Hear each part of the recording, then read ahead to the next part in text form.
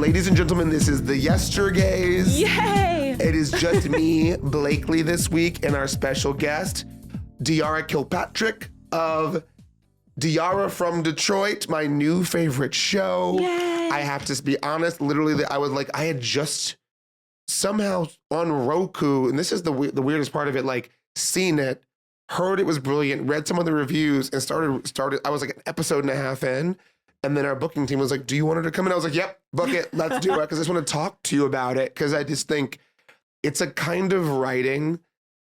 You immediately built a world that was so authentic and people would say niche, but I always say there's universality and specificity. Absolutely. So the way you built, where like your neighbor robs you, and you're like, "Sir," and then you'll have a beautiful conversation. Or when you were talking to that girl about teaching you how to cuss, I was like, she is nailing going back to your hometown, seeing people you don't like, reconnecting, the levels at which Black people deal with having money, not having money, culture, and what's expected. Yeah. And then all with kind of like a neo-noir voiceover.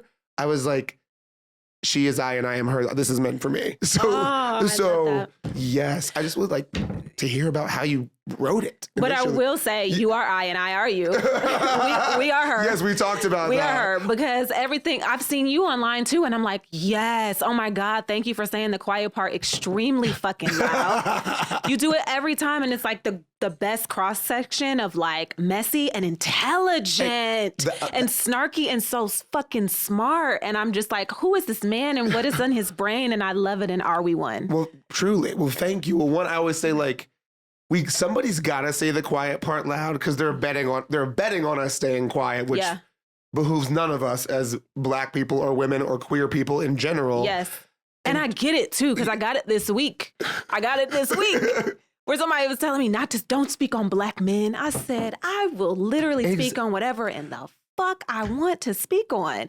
But they really try to silence people really quickly as soon as you have an opinion. I think being a Black cis man helps me, because when women say men ain't shit, I'm like, I'm not gonna, no, man, no, we are as a group garbage demographically, but like, I know you're not talking to me. Right. So it's such a strange thing where like, I don't feel defensive, because we suck. That's my privilege. And also I think you need people who aren't in the demo to fucking say something. Yes. Because as Black people, we can scream. As a woman, you can scream. As a gay man, I can scream. But you need people who aren't those things to be like, yeah, this is a problem, for there to be. It's so real. I mean, we talked about that. If you're in the marginalized group, it shouldn't be your job to educate and fix. And so we talked about that a lot. But oftentimes it does lie on the marginalized groups to speak on it. But it's a beautiful thing when we're joined. I've started to do I call it passing the buck. Like if I'm in a mixed group and they're like, so how do you as a gay man? I'm like, I don't know. Let's pass it to straight white. Get over there. What do you think we can do to fix it? Since y'all the ones doing it. Yes. Like, I haven't lynched y'all recently. Yes. Interesting. They're like, but like my real, like to be my friend is to be ready. Like if you actually fuck with me, you know that I'm going to do that question. If we're in a group setting, they're like, how, what can diverse, I don't know. Ask this bro over here. It's so real. What's he doing? I think Mindy Kaling said something about that one time, and people got really pissed. And she was saying, like, I'm always on a diversity panel or something to that effect. Like, ask the white men, they're getting to go home and work, and, like, hang out with their kids, and we have to do the diversity panels, which I'm happy to ring the bell. Yeah. But it is nice to throw those questions to, because I just saw the trailer for the Ben Affleck Kerry Washington movie, and I was like, I really hope she has something to do in this movie. Yeah. Like, I hope they didn't just take this global icon and just have her be the crying mom. Like, it better turn around where she's got some secret in the end. Like, I hope and pray. They need, I don't think, I mean, who knows? Because we see the tokenisms at all the levels. I was about to say, like, well, they couldn't, but then I was like, well, I mean, they had Tiana playing the girlfriend in 72 hours, which was crazy. She's like, oh no. I'm like, Oscar nominee and possibly most famous person in this film, Tiana Taylor, is just being like, come home to me. Girl, what? Yeah. I don't know. It happens a lot. It happens because the roles aren't there. Unlike in Diarra from Detroit. Truly. When you have a Black woman driving the narrative. I love that. And like you said, it is very culturally specific. I'm a Detroit girl, born and raised. But I'm also an NYU girl. Yeah. And I've also been an LA girl for now over a decade. And I also, my husband dragged me up to the woods. I also am kind of a Bay girl now. Okay. crazy. But you have And all these experiences built this world. All these experiences have gone into shaping Diarra from Detroit, which, like you said, I love when people say, I'm just finding it, and it immediately became my favorite show. It makes me feel so good because that's all I really want to do is entertain and then have people like think about it for like another 15 to 20 minutes, like let it stick with you a little. And yes, I play this woman who stumbles into becoming a private investigator after a Tinder date goes missing. And we were talking about how I've been trying to get Tinder to give me a brand deal. And they're like, we don't know if we like this depiction. Well, honestly, I know the CMO, Melissa Hobley. Hey, girl, you ain't giving me money in a while, but if you don't give a Black woman with an active streaming show on Paramount Plus, the same place as Taylor Sheridan, the same place, some money, do the right thing. I know you have money. I know you have money. But yeah, I mean, again, how did you start this world? Or what did the seed of an idea come from for you? The seed of the idea, I keep talking about this, my granny. I had one of those old-fashioned grannies. Like, these grannies nowadays, they are not the same. No. Child. They be outside. You be like, can you babysit? My mother-in-law's like, those are my might be kids. doing LSD. She's like, I might be going to see the Grateful Dead and doing some acid. I'm like, okay. But I did not have a granny that was doing that. She was home. No, let me shout out my mother-in-law. She does watch my son. Yeah. Between sometimes, occasionally, she does acid. But my grandmother was at home on the couch, on the plastic couch. Yeah, that's a plastic covered couch. Very ornate plastic couch. And we were like glued to the couch and each other because you know how that plastic would stick to your thigh.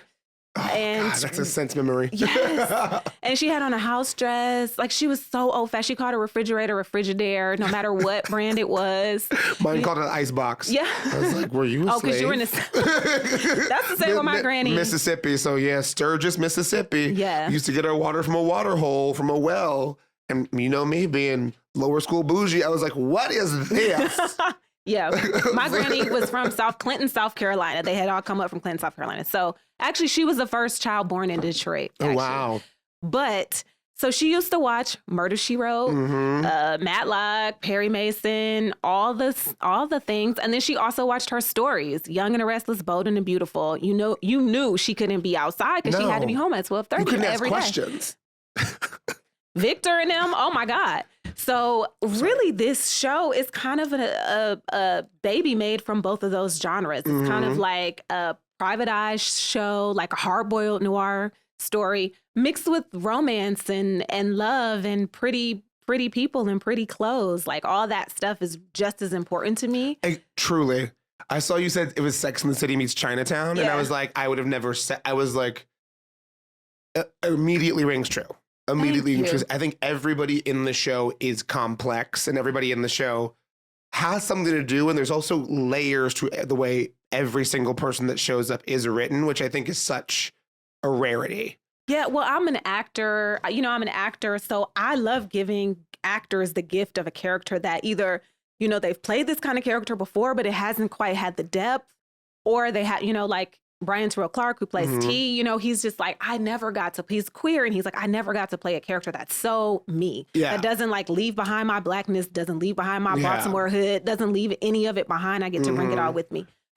So I just like creating these characters that are like catnip for actors too. And it seems like that is just a lot more layers than folks maybe are used to. I love that too, especially because I've dipped into acting a tiny bit, but the things I was being offered, like luckily I'm digital, so I can be like, no. Yes. But I was like, if I get one more like racially ambiguous sexy boyfriend, I was like, if I saw enters in underwear eating an apple, how do I self-tape that? No. I'm not doing that. That's a vibe, though. But it was like all I was getting, and I was like, if you want to kiss me on screen, you know what the body looks like. Just hire me. I'm not gonna awkwardly self-tape and like kiss the air.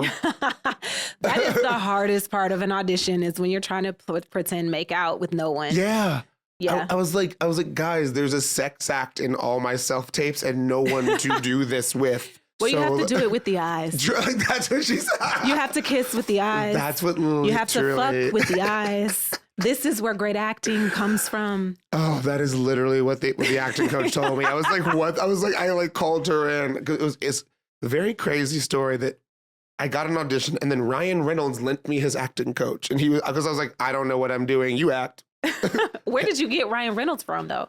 Because honestly, in I've made fun of a lot of celebrities on the internet, and the ones that they end up becoming friends. I'm like, you stupid, you look dumb, and especially with like straight white men, because I'm not looking to add them to my roster of friends in my life. Yeah. So it's a very like honest connection. Yeah. So we ended up becoming friends, and then so the Kenya Barris of it all. How involved are you with him doing it, or does he kind of like let you free reign? Do you know, he gives us a lot of free reign, to be fair. But you know, season 1, he was more in the room. Season 1, just like really making sure that the show stayed grounded.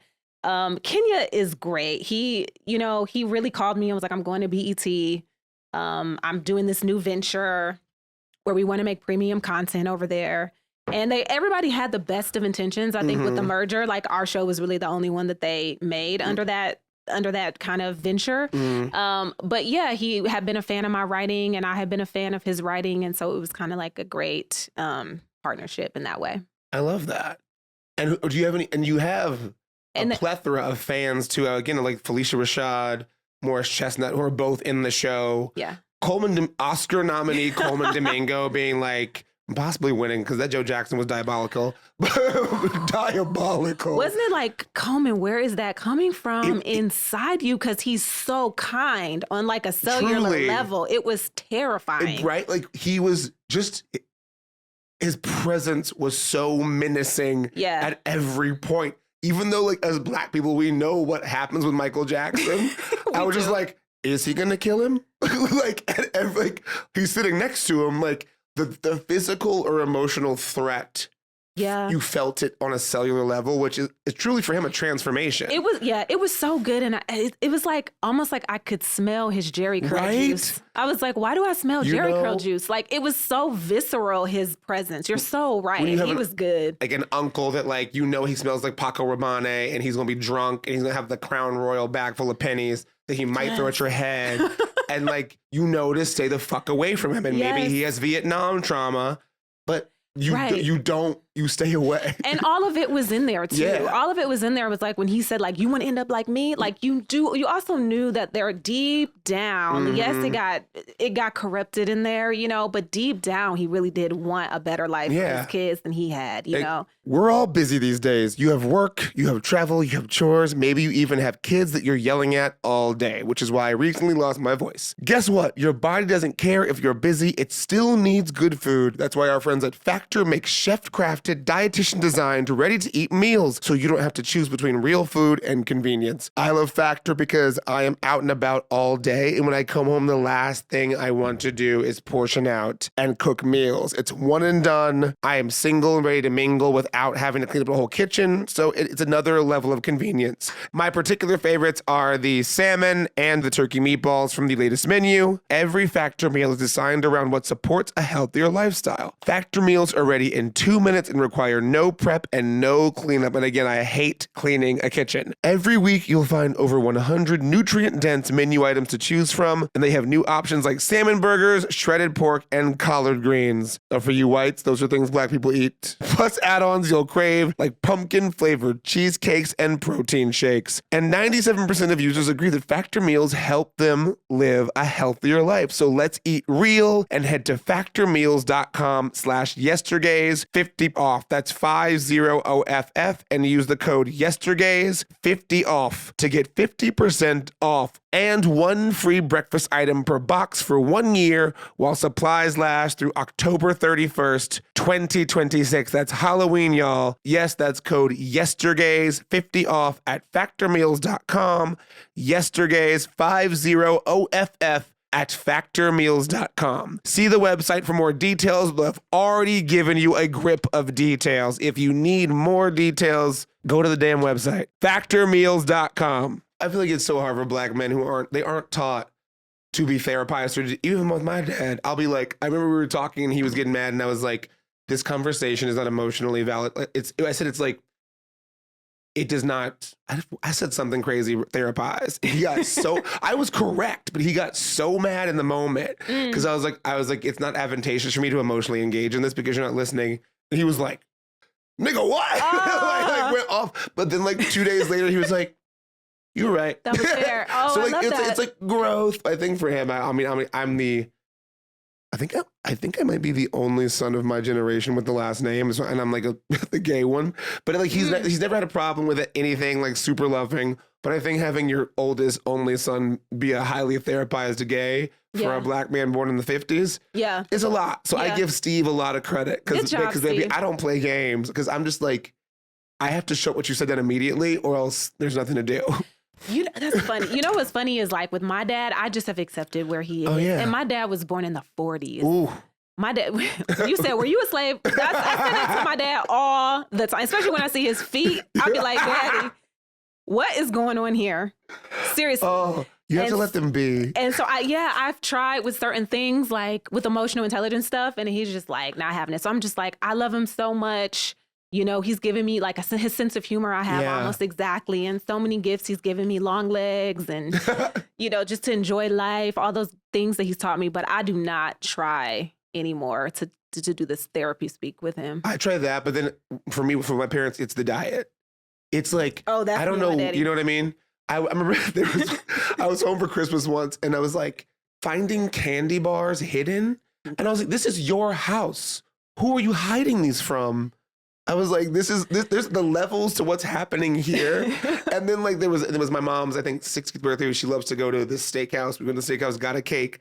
I watched him because parents are also, they'll lie to your face. Yeah. I watched because I have one younger sister and she's in Dallas as well. And she's in finance, but we had to like text with. So basically I watched him stand up, watching a Coco golf tennis match and eat about a fourth of this cake.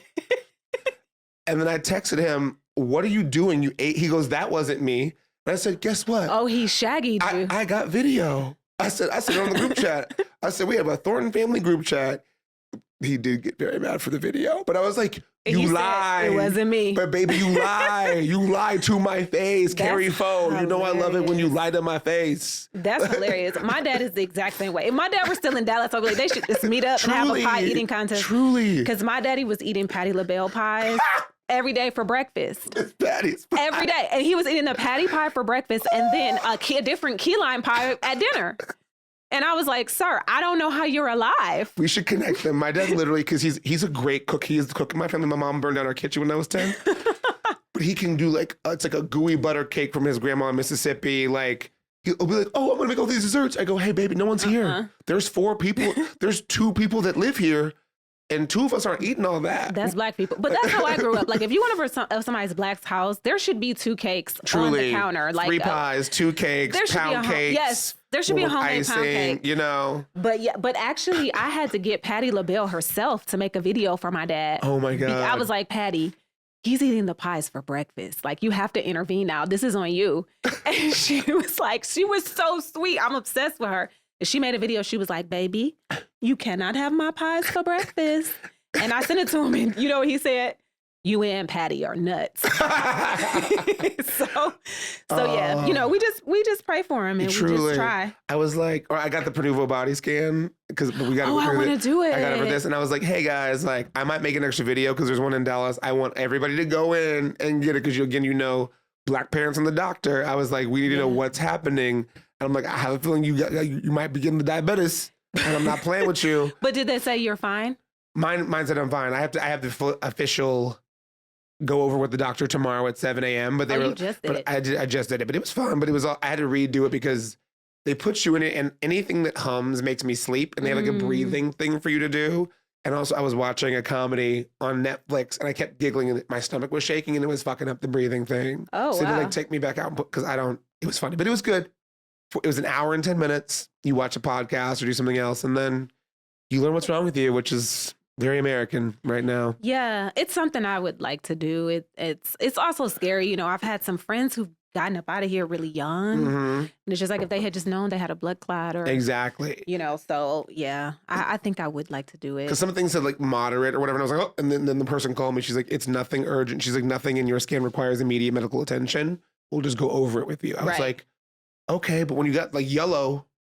and it says moderate to severe plaque psoriasis. Oh my God, yeah, that's where my mind. Like what are we doing? Yeah, am I okay? Or you should just in the email say you're good for now. Yeah, like because I didn't get any of that until she called me as I was like walking to dinner, and I was like, because you know you're like, oh well, I'm going to ease on down the road to my death. But let me ask you, when you went to the dinner though, did you eat more healthy or did you like, fuck it, give me 2 margaritas? I had a Reuben. I had a Pastrami Reuben. I was like, well, I'm going to die. That's the only thing of like not knowing what's going on keeps you kind of on your P's and Q's. Exactly. And I don't know. I am an emotional eater. I'm like, oh, well, bad news. Let's go. Like, I got so much time here. You know the thing that I worry about? Well, not worry about. Don't say worry. But the thing that I keep an eye on is worry and just taking on the world's like trauma and like being up at night. I always say like you gotta have a little bit of joy to get through it. You got.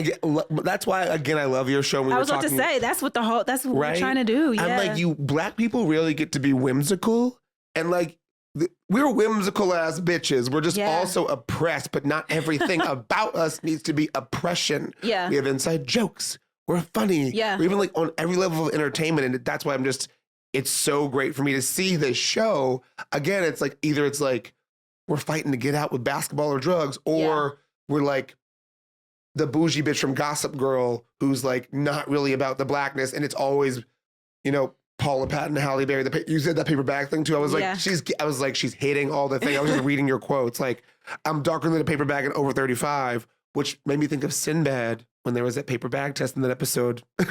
What episode? That threw me back. The Sinbad show. Ooh, you went way back. All the kids were going to like some country club, and then one of the older girls goes, the daughter goes, well, I'm pretty because I'm lighter than a paper bag. And like Miles isn't, because back then any black people could be siblings, even though one was dark as hell. Right. And one was mixed. Right. And that was like, that made me, it's been burned into my brain because I was like 5. Wow. That was my first knowledge of like, oh, there's levels of darkness that matter to people. Yeah. And I think that's also why I always get mad when someone calls me light skinned or asks if both my parents are black. I'm like, fuck you, first of all. My dad, my mom was you black. You look black. You black. I'm like, black. I was also in New York. People would think I was Dominican. They'd walk up to me and start speaking Spanish. And I was like, that happens in New York a lot. Oh yeah. But I do want to go back to something you said about the whimsy. Yeah. Because it's so funny. Like even the word like when we say white and whimsy, we start to think of like someone floating away on a cloud or something. But like black whimsy, a lot of times when people are saying something that's black and whimsical, they just mean it's like there's joy literally, and love there. Yeah, literally. Like we're not breaking out. Well, we do break out in song in one episode or two. But yeah, I think that that's something that I've carried, I think is like a romanticism about the people that I love, the relationships that I'm in and the place that I'm from. And one thing I always think about is like, I grew up, you know, for the first like 12 years of my life in Section 8. Mm-hmm. My mother was like a single mom going back to school, doing all the things. And we lived in this little Section 8 community, and across there was like an open field, and the flowers would grow, and it was like beautiful, and the church bells would ring. And I would spend a lot of time out there by myself, like imagining shit, roaming around in the grass, going on adventures. And it wasn't until I was much older that I was like, oh, that wasn't a field. Was it a graveyard? That was an abandoned lot. It wasn't quite a graveyard. She's like, I met 5 ghosts. Well, and I was like, those are my friends. It was a graveyard for someone's hopes and dreams. You know what I'm saying? Yeah. It was an empty lot. Yeah. You know, like something should have been built there. Yeah. And the grass was so high because the city didn't cut it. Oh. And the flowers, those were definitely dandelions. Yeah. You know what I mean? And so I think that there is something about me that has always seen things through like a bit of a rose-colored lens. I don't think that makes it any less true. Yeah. It's just my point of view. And so I do try to highlight that, even though we are like a crime show and people talk a lot about like, oh, I was stressed out. It's like, it has true crime bones. It's suspenseful. Yeah. It gets there. Like bodies do drop. But there is still like a point of view on this world of like optimism at the end of the day. Exactly. And people who my characters have these group of friends that go with her on the adventure. And I think people really just relate to having that like found that chosen family and those people who will ride or die for you. And you get so many shows that I guess don't feature, or Aaliyah Shawkat might be half black. I'm not sure. What show was that? Search Party. That made me think of that too. Oh, she's something. It's like she's not white, Iraqi. Okay. But it's like that show changed genres every season and just allowed them to play. Like the first season was a noir. Yeah. The third season was a court drama. Yeah. And it was like apocalyptic. And I'm like, you rarely get to see a mishmash of genres and tones. Yeah. And also I feel like, again, I must give you kudos again for layering so much of it. But again, if you don't feel pressure now, but like if you don't do that almost perfectly, and again, you do have a perfect Rotten Tomatoes score, I was going to like read some of these reviews. I was like, damn. What's funny too is like there's a really shitty Rotten Tomato score that's bringing down our score. Someone sent it to me. It's actually a review of diarrhea. And I just want to be clear that my name is Diarra, right? I don't know if it's written here. I understand that it's very close. I love my mom. May she rest. But it's something she could have flagged. Like, but your mom couldn't predict autocorrect because I'm sure because also right. When I was doing it, I kept being like, no, and you have to go back and be like, yes. This is how you spell it, D-I-A. It kept doing For sure, it. It wants it to be diarrhea so bad, and I fully agree. Like, if my mom had texted my dad, like, I'm thinking Diarra, and it came like diarrhea. What's going on? Let's help you. Right? Yeah. They would have switched gears, but it is what it is. It's a Senegalese name. I do love it because it's a Senegalese name. It connects me to the diaspora. But it's Tiara with a D, and it is often confused and autocorrected to diarrhea, which is like great in a sense because would I have this sense of humor if my name was Tracy? What was school like for you? Did that happen? I went to Detroit public schools until high school, and then I went to. So you got it. Oh, hell yeah. Yeah. So I had to have the quick clapbacks. Exactly. And that's how I ended up in a comedy writer room. Exactly. That's like Blakely, like going to white schools, Blackley. Oh no. You know what I got? Because I was at Detroit Public School till 8th grade. Mm-hmm. Then I went to the whitest place on earth, Detroit Country Day School, in the 9th grade. And I would get Moesha. And by that, I was straight from Detroit. So I would be like, fuck you. Like, I was so angry, like, that first year. But yeah, so I've had both. I've had the Detroit public school experience where you were going to get clowned, but no matter what. And it's also so character building. Truly. I loved it. Kids need that. Again, I have several godchildren. I keep talking about them more and more, but they're just like, I like being therapized, but also like, I don't give a shit about what you want. You're a child. Right. Like, I feel like my parents were meaner to me than like the kids are to each other. I'm like, you do need to get clowned a bit to learn social norms and decorum. You don't get to be bullied, but like somebody giving you a nickname, you got to be able to clap back. And also you can't look like you're thinking about it. Yeah. I'm right there with my son too, because he's such a sweetie. And he has been in a lot of like, we're teaching emotionally and intelligence. And, when a new kid comes to class, they're like, this is our new friend. Hi, Whitson. And all the kids are literally so sweet and kind, like, hi, Whitson. Yeah. And so sometimes when I like mess with him or clown him a little bit, he's like, I don't like that, mommy. Oh, yeah. And I'm like, I didn't, like, my dad would literally be like, what kind of tie is this? This is some bullshit. Truly. Like, you couldn't come up with a better gift than this ugly ass tie. Like, my dad was crazy with it. So I'm trying to find that balance because I'm still like, you need to be able to be in black spaces and thrive and have the clapbacks. And, but also like, I love that he's emotionally intelligent and that he's advocating for what doesn't feel good. So it's and that's great. But also like, I always say like, I love you and I care about what you need. I don't care about what you want. Mm-hmm. Like what you want to listen to in the car means nothing to me. Oh God. What you feel like eating means nothing to me. My son and the damn Zombies soundtrack. Or Disney Rise of Red. Rise of Red. Shut up. There's a couple bangers in that one though. They go, we've never seen it. I go, you don't even know the context? Off. Sade is on. Hilarious. This is off. I was like, I'm not going to suffer this if you don't know why any of this is happening. I try to balance it. We were listening to Zombies. Zombies is killing me. And the first time he showed it, he was so excited to show it to me. And I was like, this is bad. Like, I was like, this is not breakdancing, And then he looked up at me. He was like, you really think it's bad? Yeah. And I felt like I was like crushed. And I just was like, well, we just want to watch other things as well. So you can see where this guy learned this very interesting popping and locking. Let's look at some YouTube videos. Let's go watch Rise or watch actual crumping. Like, we're not doing this. Or my little godson's into magic, and I don't like magic. I feel like we've been getting tricked culturally and financially for years. So I just think that's why Black people don't like magic, because it's a lie, and you'll always be lying to us anyway. So I don't need sleight of hand. I have the president. Like, I don't give a shit about that. So he's always like, magic, and I'm like, I love you. I don't like magic, nor do I care. Stop showing me this. How old is he? 6. And then I was like, Blakely. I was like, I don't know how else to say it. It's like I can't watch it. I don't want to see it. Like, Well, you need that. You need the balance. Yeah. Like I'm the mama, so I'm gonna watch your stupid fucking magic trick, and I'm gonna be like, oh my god, how did you do that? You know, I'm gonna play along. But you need the uncle that's like, boy, get that shit out of my face. I It's love like you need the balance. Or I love it when they have tantrums. I think it's so funny. But like the younger one now gets it because she's also a Scorpio, so we have a weird connection. Or like if they're like running off. And they'll stand. I'm like, don't stand. There's a fainting couch right there. Now your ass is standing, looking in the corner. You got to stand up. You're young. And you're fighting. You're hungry. I was like, if you're gonna do it, throw yourself on the couch and drape yourself. That way you can stay there longer and sit in your power.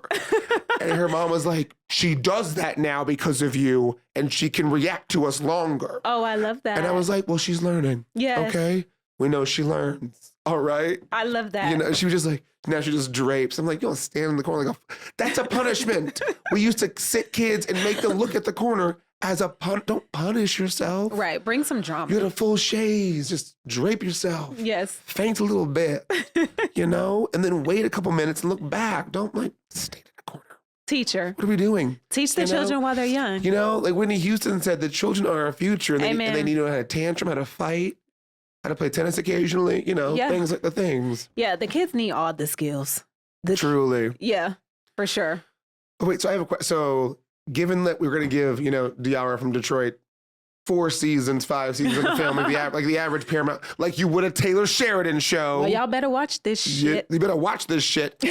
What would be like your next, if you could make your next dream project or film, you're becoming the simultaneous multi-project showrunner. Ooh. What's on the plate for you? I definitely have some film ideas. Okay.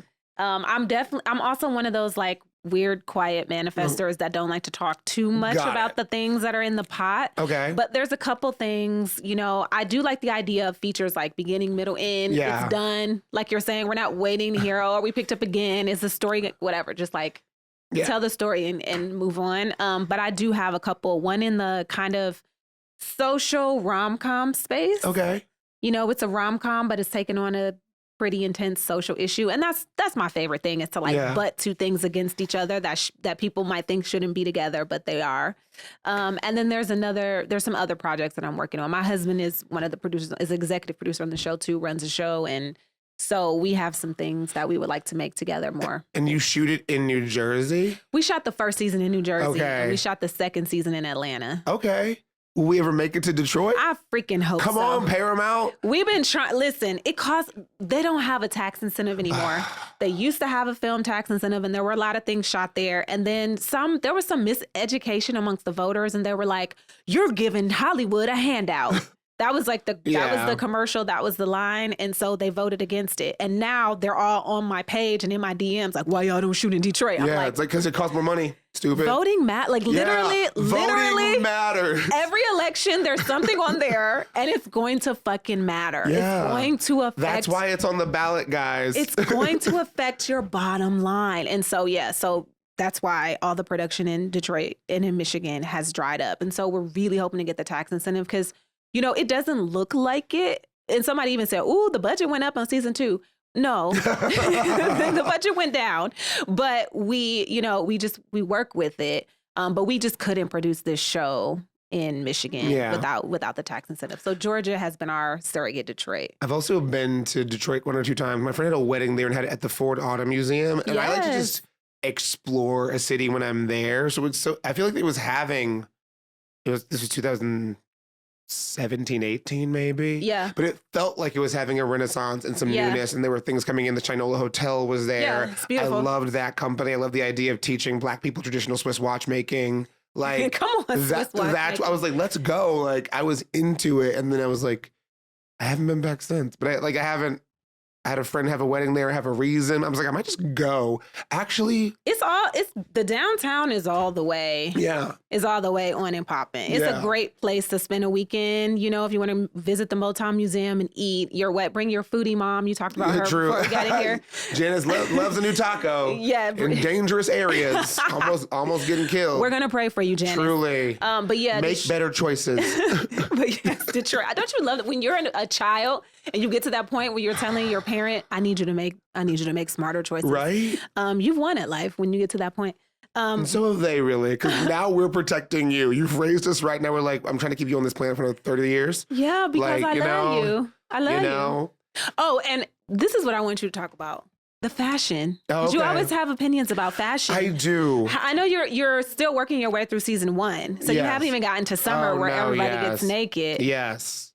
I mean, I love, it's a great encapsulation of Black fashion and what we can do at every level. Yeah. And the trends we start and the things we do. And just, again, moving throughout the world just so fucking stylishly. Like that's why when you said Sex in the City, I was like, oh, even when you came in the day, that was some Carrie Bradshaw, Joan ass shoes, you know? Thank you. I'll take it. And we had the little Chanel bag. Don't rob her. This is not going to come out in real time, but it's like we were giving. I love that. My best friend gave me that bag. Okay. That's a good best friend. She is. When I turned 40, she gave me that bag, and my husband was like, "Are y'all what's going on?" He was like, "I have questions." Is this an Oprah Gale? I'm not sure. But I just saw something that was like, if you and your best friend are mistaken for a lesbian couple in public, like something's Are you even off. best friends? We've been best friends since we were in the sandbox. So we hold hands. Like that's my sister. Yeah. And people be like, "What's going on?" But no, that's just my sister. I mean, I agree. I have a few good straight friends now at this point that we played football together. I played football at Penn also. Yeah. As a closeted. You played football at Penn? Yeah. Oh, that's a whole documentary, baby. I call it a comedy of errors. They used to call me Mariah in the weight room because like all these men to be like Max Lift Day, and our lifting coach was named Coach Steele. Steele. Love it. And he'd be like, you want to do the regular lift or like the challenge? And the assumption as a man, especially 25 years ago, was like, whatever the dumb thing is, do it. And I was like, did he do the challenge? And they'd be like throwing up and be like, no. And everybody else said yes. I'm like, well, you can't punish me. This isn't like University of Alabama. Like, I'm not on scholarship. I'm here to like get a 3.75 and go to Goldman Sachs. Like, I don't give what? And then you said, forget that. I don't give a shit about that. And then also during max lifting, they'd be like screaming, but that made me giggle. Because I was like all these dummies screaming. So I'd be like, I was like, I demand complete silence. So they called me Mariah because I was a diva. Wow. I was like, everybody shut up. Because what is you barking at me gonna do? That's not gonna help. I fucking love that you play football. That's not gonna help me. Like, yeah. At the college level. It was funny. It was truly, truly funny. It was one of the most, I think, have I told this story about the locker room before, Steve? It was my first year. Because you go to football camp 2 weeks before school starts. So I'm also closeted, never showered in a like big locker room because our private school had individual stalls with locks. Uh-huh. So I'm like, I'm showering with the men. So they do this thing called money shot, where basically you're showering first day of camp. They pick someone who likes doing good to like shock them. And a super senior who was 23 is like, Blakely, you little bitch, you little whore. Like, you want this dick, don't you? He starts walking towards me slowly. All the seniors start going, money shot. Money shot. And I'm like, oh, they're going to rape me. Oh like, my God. So I'm like, well, they know. Oh no. I like back up into the corner. The other freshmen are just looking terrified and they leave. And then it turns out he just rubs soap on himself and just throws it in your face, and it's a joke. So I'm like, oh, these fucking idiots don't even know the levels of trauma they provided for me for the next 4 years. And obviously, if that hadn't happened, I probably would have come out like 6 years earlier. But that was just so traumatic. Wow. But also, comedy is born from trauma. I think I'm funny because I was closeted, I had to play football, and I used to be 260. So like, that's 260. I was a fullback. I was just my job to get concussions. So I thought you were me. Maybe you're T in the show. The character T, he plays basketball. Exactly. And he's also a singer. Oh my God. We do the things. Is there any brand you want to work with just as a personality? Ooh, all of them. Oh, do you have any like top 5 favorites? People that I could harass and press into doing so? I'm loving Etro. Okay. I'm loving Mugler. Okay. Did I pronounce it right? Yeah, Mugler. What else am I? I'm loving Prada. I love Prada. The problem with the men's stuff is we're in a weird era where the men. Remember, like the '90s when you had like Antonio Sabato Jr. and Tyrese, or not Tyrese. Yeah, Tyson Beckford. Tyson. Yeah. I got to meet him at the Met Gala, which was crazy. He's like, "What's up, brother?" I was like, "This is surreal." He's still pretty good. Fine. Pretty, yeah. Rock don't crack, maybe. Good for him. But it's like now the male models are kind of the size of female models. So like Prada's weirdly like, I can't wear that. Like Interesting. That's not gonna look good. Is that Ozempic? What is that? I just think it's almost like the Ozempic / heroin chic for boys now. Where like the male models are the same size as the female models. And that ain't working for me. I was like, baby, like when I've gone to a couple of fashion weeks, I'm like, hey, my waist is Paris, France, and my thighs are Paris, Texas. So like, if you have the French brand, just buy the biggest size. Like, I don't care what it is. Go to the biggest size you have, and that's my size. Because these boys out here, they're making clothes for Troye Sivan, and baby, that ain't me. Yeah, but I think everybody is dwindling. True, yeah. This is just like, it's just so crazy it's how a strange everybody's small. And I want people to feel good in their skin. So it's like, whatever. But it is an interesting thing where it's like, if you want to be little now, you can. Yeah. And I think it's also strange that people who were already small are getting smaller. And I was just like, and I'm not a doctor, but I just don't think you could feel good at that or have any energy. But I don't know. I can't judge. And that's one thing on the show. Because I know I'm a 2. You know what I mean? So I do try to vary the body types as much as we can. And we're serving body. You know, it's supposed to be Detroit, you know, and I've been to Detroit before where I've been like, searching high and low for a vegetable and truly and can't find one. So, you know, we definitely wanted to have body and serve all the different figures and all the different complexions. And so there's no more Sinbad paper bag trauma. Yeah. And I think everybody looks so beautiful on the show. Are there any other guest stars you want to have for season 3? If you could like pick. Well, we talked about one. But that diva is expensive as hell. And that's Detroit. Okay, truly. She is the character. I want to get that ice cold bitch on the screen. I would love for us to be able to shoot there. Like you said, even a splinter, even just like 3 days or 4 days or something. In terms of other like obviously, you know, Coleman. Yeah. And also like and you said you work for Scale. He did. Maybe that's how we get Detroit. You work for Scale, we get Detroit. Oh, he'd have to pay to work for us to get Detroit. But who else? There's Taraji also said she wanted to be on the show. Yes. Sometimes it's like I have to hear stuff. I think people just be talking. Yeah. You know, like because I did meet them both before, and they were like, "We want to be on the show," and and I'm like, they really do want to be on this show. So it would be great to have them. I think just to your credit, it is like.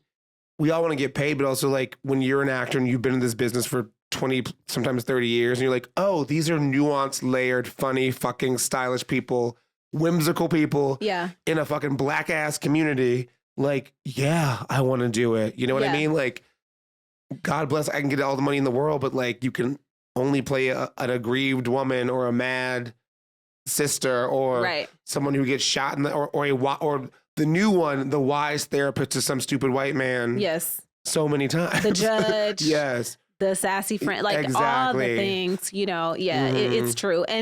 But I also want to be respectful, you know, like Lil Rel is in this season, right? And like, we have like, you know, great talent that's in this season. And like, he had reached out too over DM and was just like, I really love the show. So when this role came, I was like, you want to do it, you know? And so I do kind of want to know that people are down to do it for the art of it up top, because I also don't want to be disrespectful. Yeah. Because sometimes people, you know, and Taraji's been a part of talking about that too. Is like some people are like, I'm not doing shit else for the art of it and for the love of it. Like I've been in this business a long time and I want to get paid. Well, I think to their point, that's like, bitch, if we're doing The Color Purple, I want to get paid, you know? If I'm having like a cool new art house show on Paramount Plus, I'll come in and guess. But it's like, baby, if the budget for this film is $100 million, right, break me off a piece of that. I'm taking private cars to set. Yes. So I feel like there's just like levels to it. Yeah, exactly. But I'd never want to offend. And I think people deserve every single penny of their quotes. Truly, you know? Yes. So sometimes I'm like, I just want to be respectful of what we're working with,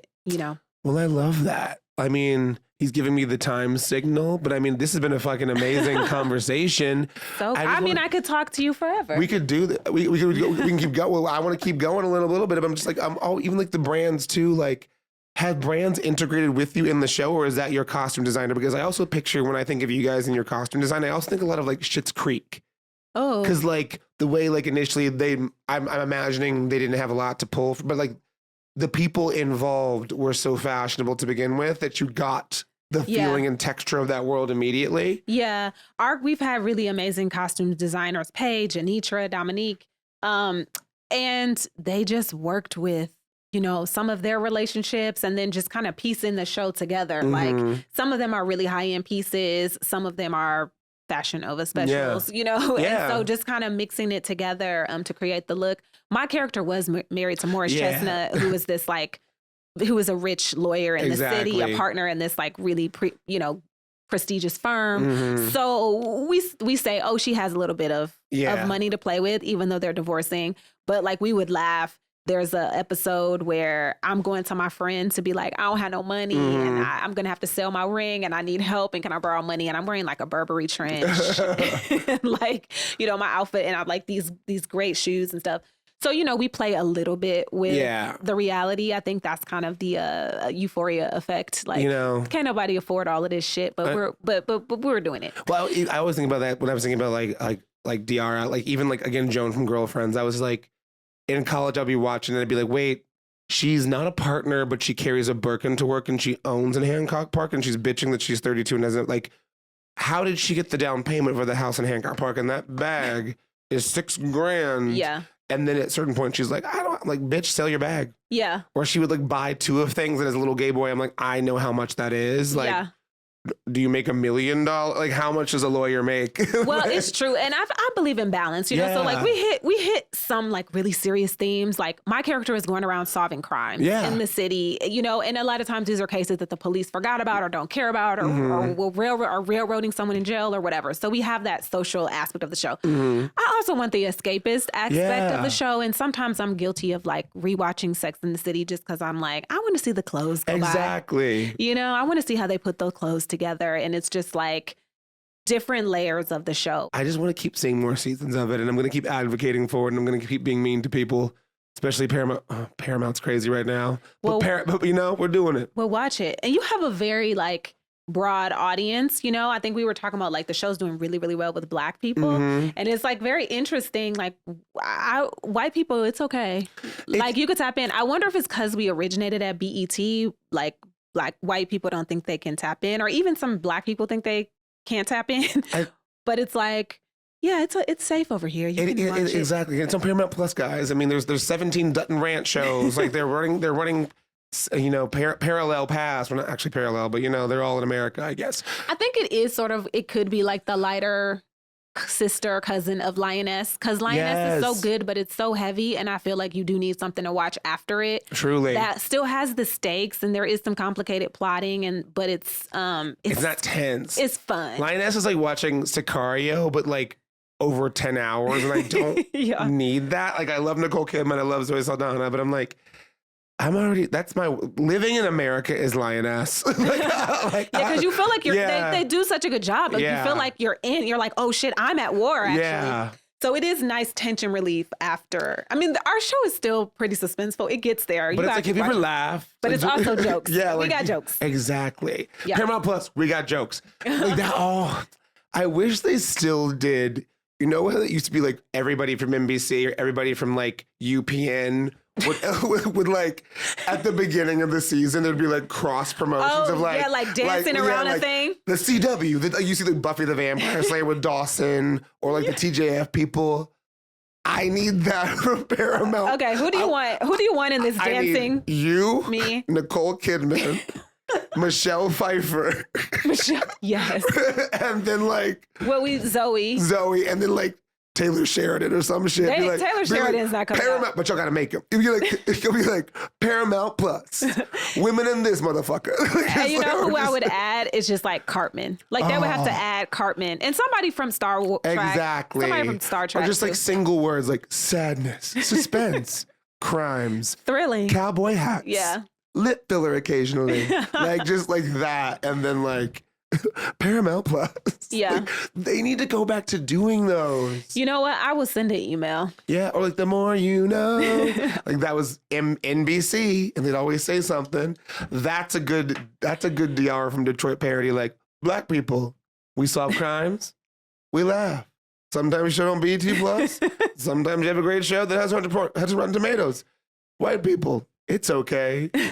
We don't like you to say the N-word, but you can watch Diarra from Detroit. Right. Like, You can't. You might not be able to quote Diarra from Detroit, but you can watch but you can watch it. Yeah. And then it's like Paramount. And the stars come out. Like, that's our thing, guys. Yeah, I'm Watch it, white, so you're doing a crime. Yeah. Or you're racist if you don't watch it. But Yeah, if you don't watch Diarra from Detroit, you're a fucking racist. I'll just say it. Clip this. Clip it. Whites. Watch the fucking show. Tell me what happens in season 2, episode 3 by next week, or you're blocked. Ooh. You can never watch Yesterday's again. Justin will probably come back and say you can, but I'll block you motherfucking asses if you don't answer it. So I need to be have like 1,000 comments. We got 10,000 subscribers. I need 10,000 comments about season 2, episode 3 of Diarra from Detroit. Get him, Blakely. Get him. Freeze frame it. DM Justin, not me. DM Justin. He's on a yacht, so that's his fault. But we'll figure it out. And I'm gonna do a review on my page too in the next week. I need to like go and finish the binge. But I've been into it. I've just been sad lately. But that's how I fix it. Why are you sad? America. Oh yeah. Looking at the news. I had to mute everything. I was like, if I get one more piece of Black Mirror ass news, I can't. Yeah. They're like, the Kushners are buying the Lakers. Why? Wait, are they? Is that real? Josh Kushner's buying the Lakers. Oh, I didn't know With that. the dude from Disney with Bob Iger, apparently. Wow. I'm like, you live in New York. Why are you even doing that? Go away. Go away. You think that's why LeBron left? Hopefully. Because he's in Philly now. I'm late. Yeah. This happened today. I literally was like showering after the gym and I was like, no. Someone's like, are you okay? Did you hurt yourself? I'm like, no, I just get the pop-up news got me. Yeah. It's hard out here. It's dark and hell is hot. But you know what's not? Diarra from Detroit. And on that note, this has been Yestergays with one gay and one woman who slays both fashion and crime. Take it, one ally. Yes. So we will see you, I guess, next week or Tuesday, whenever this comes out. It's out today, Wednesday. When are you? I don't know when this is airing. 6 days from now. Oh, okay, on Wednesday. Yes, Wednesday, August, whatever day that is. Goodbye.